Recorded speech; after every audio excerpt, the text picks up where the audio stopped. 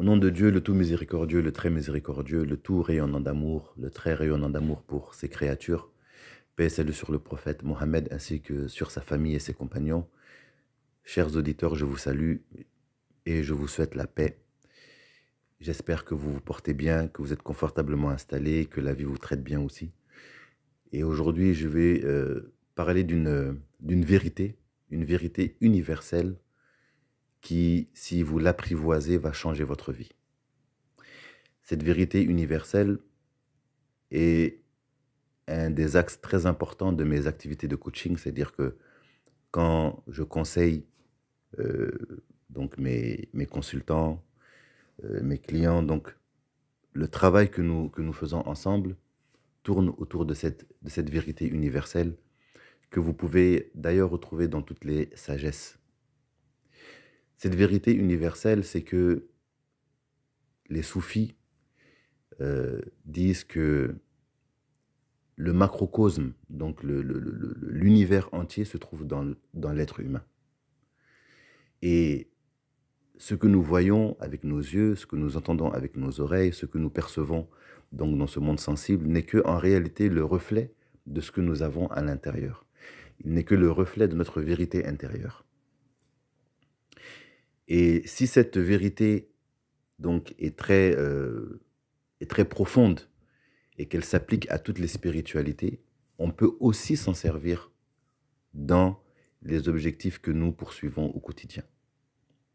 Et d'ailleurs, par rapport à cela, je veux que aujourd'hui, à partir d'aujourd'hui, nous corrigions une perception que nous avons des objectifs. En fait, les objectifs, on ne court pas après un objectif. En fait, il faut arrêter de courir après un objectif parce que plus vous courez après un objectif, plus l'objectif s'éloigne de vous. Et cela est vrai dans le business, cela est vrai dans les relations amoureuses et cela est vrai aussi en spiritualité aussi. En réalité, le secret est de devenir et non de poursuivre. De devenir quoi? De devenir digne de cet objectif-là. Plutôt que de poursuivre un objectif sans se transformer intérieurement. Donc ça, c'est quelque chose que nous connaissons dans le soufisme, dans le tasawwuf. Vous savez, donc je suis moi-même affilié à une confrérie soufie et l'activité de coaching que je fais, c'est une activité que je fais à part, donc où je coach donc des personnes de tout horizon, chrétiens, bouddhistes, athées, il n'y a pas de problème. Donc ça, c'est mon travail. Donc en dehors de ce cheminement spirituel aussi, je fais ce travail de coach. Et il y a des vérités comme ça universelles qui s'appliquent aussi dans ce que nous cherchons au quotidien et qui se vérifient aussi. Et vous allez comprendre que il ne sert à rien de courir, alors là je parle aux hommes, de courir après les femmes. Vous allez vous épuiser. Non seulement vous allez vous épuiser, mais vous allez être sanctionné aussi parce que vous faites quelque chose de contre nature.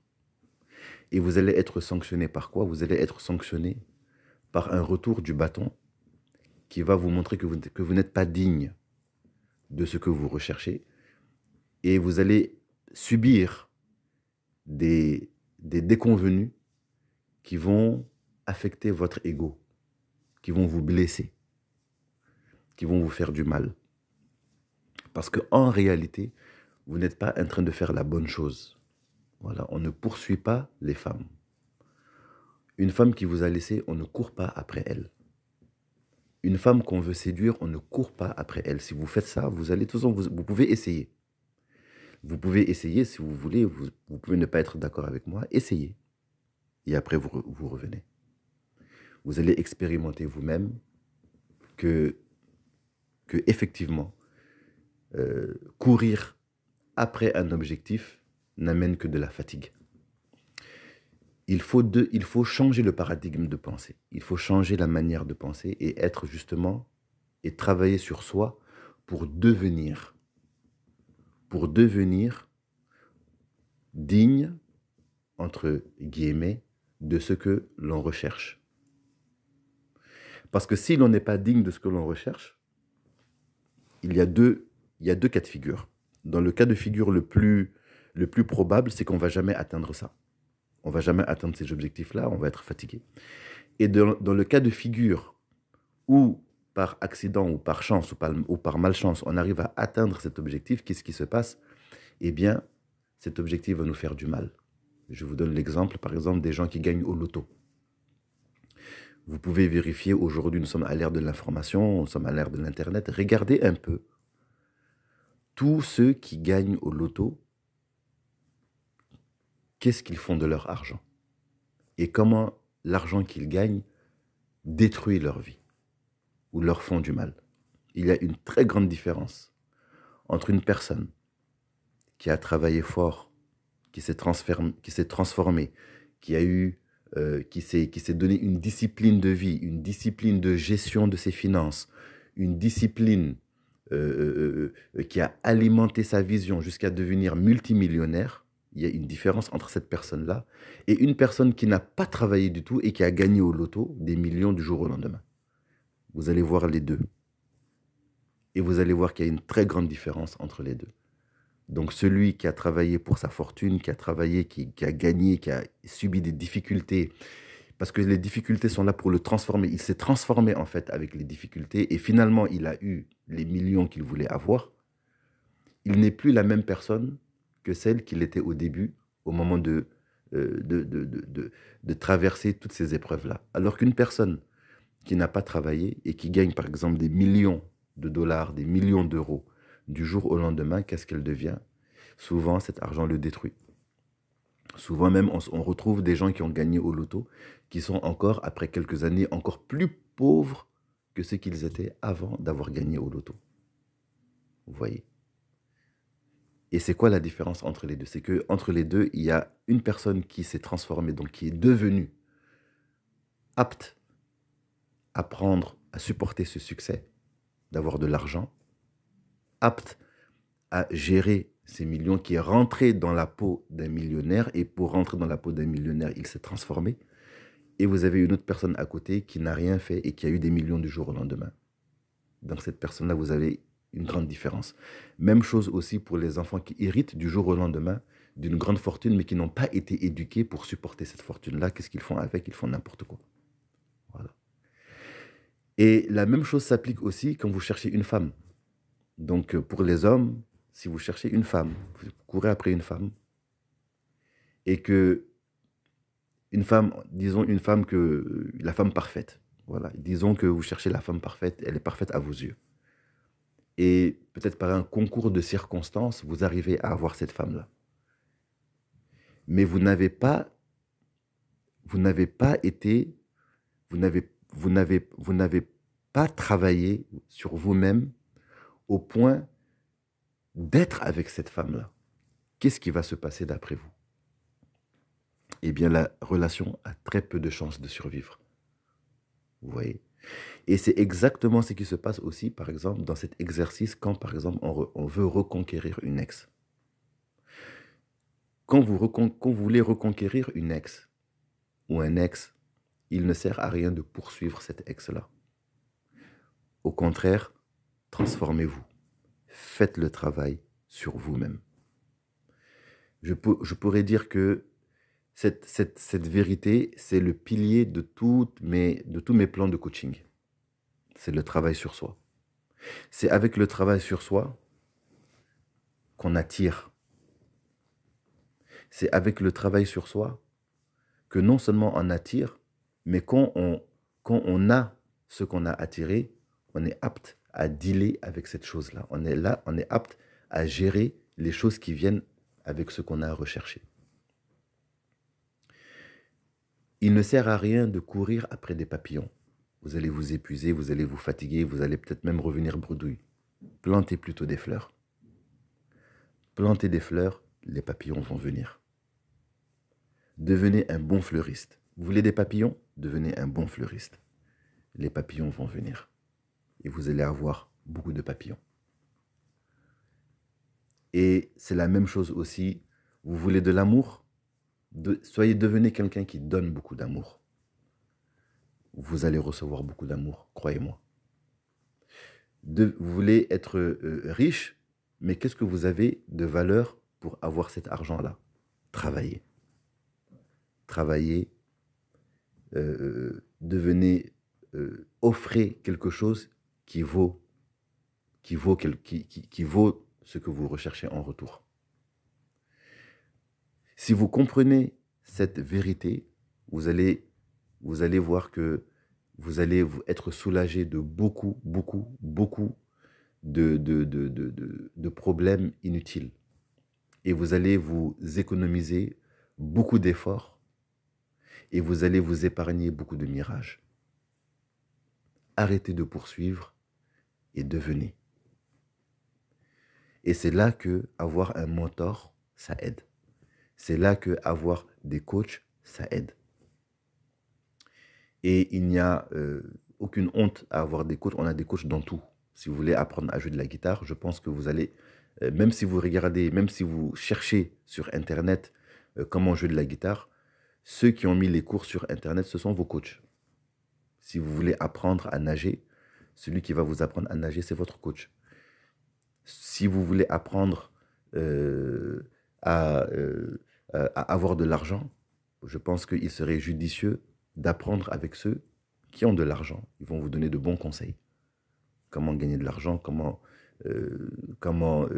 aller dans certains cercles, comment gérer son argent, où placer son argent, etc., etc., comment éviter le fisc, etc., etc. Vous voyez? Donc, l'humain, on ne peut pas... l'humain ne peut pas se subvenir à lui. L'humain ne peut pas... on a besoin les uns des autres. D'accord? On a besoin les uns des autres. Même les meilleurs athlètes ont besoin de coachs qui travaillent avec eux, qui corrigent leurs petites erreurs, qui les entraînent, qui les motivent, etc., etc. Donc le coaching fait partie de la vie déjà. Et aussi, le meilleur conseil que vous pouvez avoir, c'est de devenir et de ne pas courir. De ne pas courir après quelqu'un. Mais devenez plutôt cette personne que celle que vous voulez rêve d'avoir. Ne courez pas après un poste. Soyez le candidat que l'entreprise serait reconnaissante et chanceuse d'avoir à ce poste. Devenez, arrêtez de poursuivre. Vous allez vous épargner beaucoup, beaucoup d'efforts, croyez-moi. Voilà. Et dans ma compétence, qui est la compétence de voyance, de géomancie, on peut voir là où les efforts portent le plus de fruits. C'est là que la voyance est utile. Mais la voyance n'est pas utile pour juste prédire l'avenir. Voilà, la voyance n'est pas utile à ça. Parce que seul Dieu connaît tous les mystères de l'avenir. Mais la voyance, la voyance qui est quoi? Qui est une compétence qui utilise l'intuition, qui utilise la clairvoyance, parce que l'humain a cette capacité en lui. Mais seulement, beaucoup de gens pensent que c'est un don qui vient comme ça. Mais en fait, on a cette capacité-là. La différence, c'est que certains le développent, certains ne le développent pas. Mais ça s'apprend. Et avec cette clairvoyance, on peut juger de manière plus fine quel chemin est le mieux par rapport à un autre chemin. C'est pour cela, c'est dans ça qu'on utilise la voyance. Bon, nous, on va parler plutôt de istikhara, de ramal dans notre tradition spirituelle musulmane, mais grosso modo, c'est la même chose, parce que ce que les gens veulent, c'est d'avoir des éclaircissements. Voilà. Donc l'avenir n'est pas figé. Encore une fois, je vous le dis, l'avenir, il n'est pas figé. Et l'avenir se prépare dans le moment présent. Voilà. Donc ça ne sert à rien de connaître l'avenir si on ne fait rien au moment présent. Donc la voyance va servir à quoi? La voyance va servir à, ok, si tu prends tel chemin, je vois plus de chances de succès dans ce chemin-là. Mais si tu restes comme ça, là, les chances de succès sont un peu faibles. Ah, si tu cherches cette personne, si c'est cette personne-là que tu veux voir revenir, il y a des chances. Ah, il n'y a pas de chance, etc., etc. C'est à ça que ça sert. Voilà. Mais le travail va rester le même. Et le travail le plus efficace, c'est de se transformer soi-même. Pour être apte à supporter ce que l'on cherche, pour être apte à dealer avec ce que l'on cherche, il faut se transformer. Voilà, il faut se transformer. Et, euh, et pour la transformation, il y a plusieurs méthodes. Et il y a des méthodes qui ont fait leurs preuves et qui font leurs preuves. Euh, et ça vient avec la régularité, la discipline, la constance.